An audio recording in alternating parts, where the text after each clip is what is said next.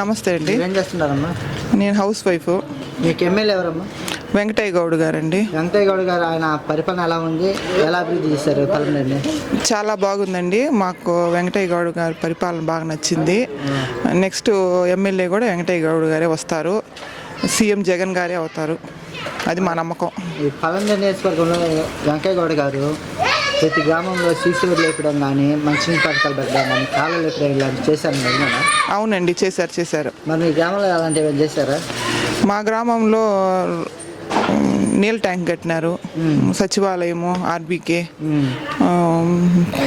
Milk, Amul మిల్క్ది అన్నీ పెట్టినారు.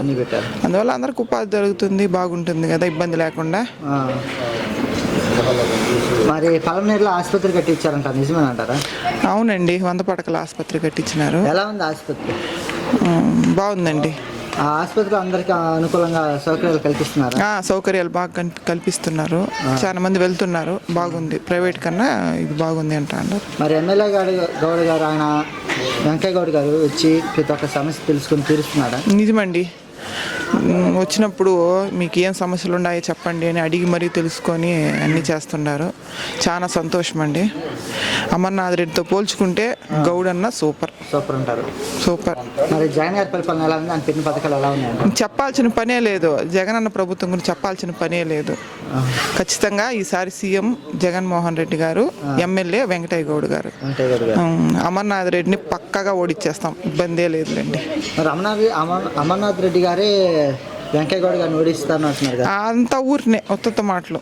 ఎందుకని అలా? ఆయన ఏం గెలవలేండి, ఊరినే ఉత్తత్త మాట. ఖచ్చితంగా గౌడ్ అన్నే గెలుస్తాడు. నెక్స్ట్ ఎమ్మెల్యే గౌడ్ అన్నే. ఇంతకుముందు ఎమ్మెల్యేకి ఈ ఎమ్మెల్యేకి ఏమైనా తేడా ఉందంటారా?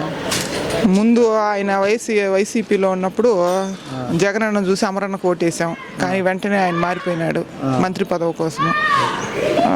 కరెక్ట్ కాదు కదండి. ఈసారి ఖచ్చితంగా గౌడే వస్తాడు, గౌడన్నే గెలుస్తాడు పక్క. ఖచ్చితంగా 100% రూపాయలు జగన్మోహన్ రెడ్డి గెలుస్తారు ముఖ్యమంత్రిగా, గౌడన్న ఎమ్మెల్యే ఖచ్చితంగా. మరి ఈసారి వైసీపీకి ఎన్ని సీట్లు వస్తాయి అనుకున్నారు? మా టార్గెట్ వై నాట్ 175. అదే మా టార్గెట్ కూడా. చూద్దాం. కుప్పంలో కూడా చంద్రబాబు గెలవడు, భరత్ అనే గెలుస్తాడు. చంద్రబాబు గెలవడులేండి, కుప్పంలో కూడా గెలవడు. సరే, బాగా అభివృద్ధి చేస్తా ఉంటున్నాడు చంద్రబాబు గారు. వాడి మొహం వాడేం అభివృద్ధి చేస్తాడా బొల్లుడా? అటంతా ఏం లేదు, ఏం చేయలేడు. చేసుంటే ఎంత దూరం 151 రాదు కదండి.